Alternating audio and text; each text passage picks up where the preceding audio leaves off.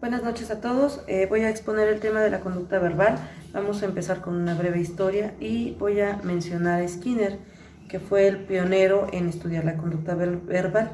Él trató de aplicar los principios operantes a la conducta verbal, ya que consideraba que la conducta verbal, como cualquier otra conducta, estaba sujeta a los mismos principios de la conducta de los principios operantes. Skinner afirmaba que la conducta del receptor podía reforzar las verbalizaciones del hablante. Esto a través de movimientos o refuerzos condicionados, él los llamaba así, refuerzos condicionados, como era el estar atento o dar señales de aprobación, es decir, sí, estoy de acuerdo, ok, o simplemente el prestar atención. Nosotros podemos ver que cuando estamos hablando con otra persona, lo vemos a los ojos directamente. Esto es señal de que estamos poniendo atención. Cuando nos volteamos, no quiere decir que no estemos poniendo atención. Posiblemente sí, pero el receptor puede percibirlo como que no le estamos poniendo atención, o la atención adecuada o la que él requiere para mantener la comunicación. El propósito fundamental de toda esta investigación, pues era ver y demostrar hasta qué grado podían manipularse estas conductas verbales. Demostrar que se podían mover a través de consecuencias o de ciertos estímulos ambientales como el receptor. Se trataba de identificar cierta respuesta que se reforzaba como una palabra concreta, una señal externa, como les mencionaba ahorita, como decir bien, ok, y con un movimiento de cabeza o simples gestos que hacía el investigador. En las diversas investigaciones que se realizaron, observaron que se modificaba la conducta verbal del hablante cuando se hacían exposiciones de forma aleatoria a respuestas específicas. Fue en 1951 el estudiante Joel Greenspoon, fue como un trabajo para su tesis del doctorado de la Universidad de Indiana, quien inició las primeras investigaciones con la conducta verbal. Él empezó a instruir a estudiantes universitarios a decir palabras de forma aislada y de forma discriminada. Él hacía interrupciones o reforzamientos con estímulos como o y él observó que aumentaba la frecuencia de la aparición de los sustantivos plurales, que eran las palabras que estaban estudiando en ese momento. No sé por qué con el sonido pero fue con este sonido que determinaron que se podía suprimir la conducta que estaban estudiando en ese momento. Ya durante los años 50 y 60 pues aumentaron estos estudios, estas investigaciones, y se empezaron a investigar diversas variables. Sobre todo se enfocaron en esta parte, en estudiar cómo reaccionaba el sujeto ante la presencia o la experiencia previa a la investigación, es decir, a la interacción con el investigador. Entonces se empezaron a estudiar ciertas variables, como era el sexo, si era atractivo o no, la sugestionabilidad, la agresividad. También se analizaron los programas de reforzamiento y la conciencia de la contingencia por parte del sujeto. Estos estudios continuaron más adelante, alrededor de 1955, por Charles Tafel,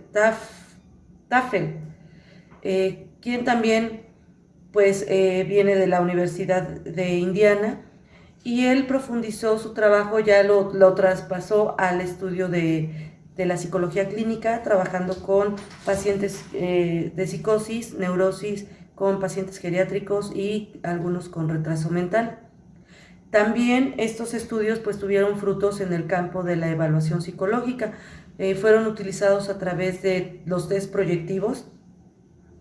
Por ejemplo, cuando el paciente hablaba de un test de manchas de tinta, el examinador o el investigador alteraba las respuestas verbales diciendo bien, de acuerdo, moviendo la cabeza. Con esos estímulos es que se profundizó en el estudio de estas situaciones verbales.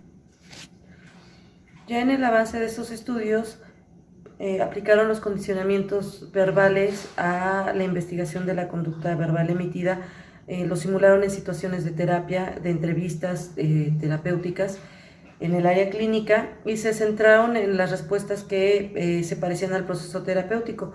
Se enfocaron en cuestiones emocionales como el afecto, como en palabras emotivas, las palabras que decía el hablante respecto a su madre, a su familia, a molestias, situaciones neuróticas, alucinatorias, de confianza, todas estas cuestiones ya más emotivas, también de autoafirmación y autorreferencia.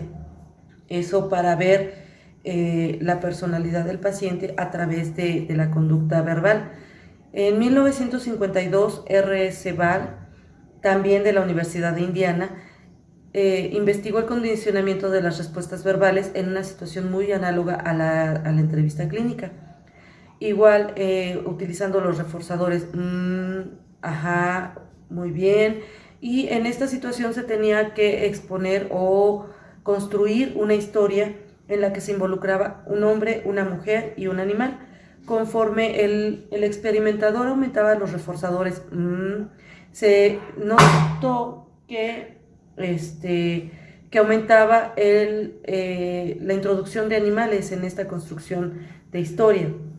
También estos estudios en el área clínica demostraron que los cambios de conducta verbal se relacionaban con los cambios de conducta que podían ser relevantes desde un punto de vista ya sintomático. Por ejemplo, las palabras emotivas tenían algún tipo de efecto o reacción en pacientes con psicosis. Reaccionaban ante este tipo de palabras o también ante estímulos amenazantes, pues presentaban ansiedad o tenían algún tipo de reacción en cuanto al condicionamiento verbal que se observó con estos pacientes. El condicionamiento verbal se parece hasta cierto punto a la psicoterapia, ya que consta o consiste de un intercambio verbal. En este caso, las palabras recrean los acontecimientos que ha vivido un individuo. Es a través de las palabras o de la verbalización de los sucesos que el material que está todo reprimido o se encuentra oculto tal vez por algún mecanismo de defensa sale a la superficie, y es de esta forma en la que pues se puede empezar a trabajar ya con los pacientes y estos pueden empezar a comprender y a sanar muchas cosas. Es en 1955 cuando Krasner afirma que si un terapeuta proporciona reforzadores, puede ejercer un control sobre la conducta del cliente. Entonces califica al terapeuta como una persona entrenada para controlar de alguna forma la conducta del paciente o del cliente, y de esta forma pues obtener alguna mejoría. Truax en 1966 analiza una grabación de Carl Rogers. Es curioso porque la terapia de Rogers normalmente se considera como no directiva, y en este caso se puede demostrar, o Truax pues demuestra a través de este análisis que a través de los comentarios amables y empáticos que hace Carl Rogers a su paciente, tiene cierta eficacia su terapia. Entonces afirma pues que la eficacia de las técnicas terapéuticas dependen en gran parte del condicionamiento, y pues en este caso el condicionamiento verbal tiene un gran impacto, sobre todo pues ya en un trato directo con el cliente o con el paciente. Llamamos conducta verbal al comportamiento cuyo reforzamiento está mediado por la intervención de otra persona. Hay variables dependientes y variables independientes. Dentro de las variables dependientes pues podemos tener factores que son medibles, como la fuerza, la intensidad o la repetición de estos reforzadores. No es lo mismo decir oye que decir oye. Entonces cambia la intensidad, la fuerza, y esto lo podemos ver claramente con los animalitos. A pesar de que ellos no entienden palabras, podemos ver cómo funciona la conducta verbal, ¿no? En este caso vamos a analizar la intensidad de esta conducta, y lo voy a demostrar con mis animalitos. Espero no tardarme mucho y que se pueda ver claramente. ¿Rodolfo? Normalmente los animalitos responden ante estímulos de alimento para darles indicaciones o comandos, como también se les puede llamar a los estímulos verbales o mandatos, comandos. Com, sit, sit. Bien, Rodolfo, bien. ¡No! No. Si cambiamos la intensidad y el tono, los animalitos responden. Bien, bien. Chocolate. Sí. Bien. No. Sí. Bien, eso es bien. Sí. Sí. Entonces, lo podemos observar también con este animalito, que aunque no entiende las palabras claramente. Hola. Hola, ¿quieres? ¿Alitas? ¿Alitas? Bien, eso es, bien.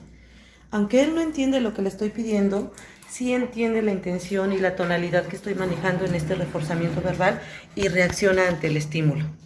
Muchas gracias, creo que me pasé un poquito del tiempo, espero que no afecte y les agradezco su atención. Gracias.